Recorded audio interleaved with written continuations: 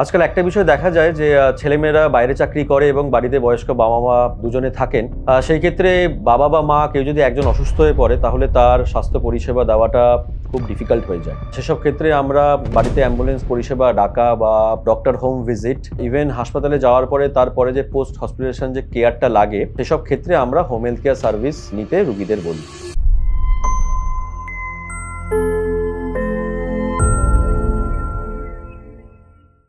নমস্কার, আমি doctor Uttiyo Deb, consultant general medical practitioner and chief medical adviser of লিফলাই health care.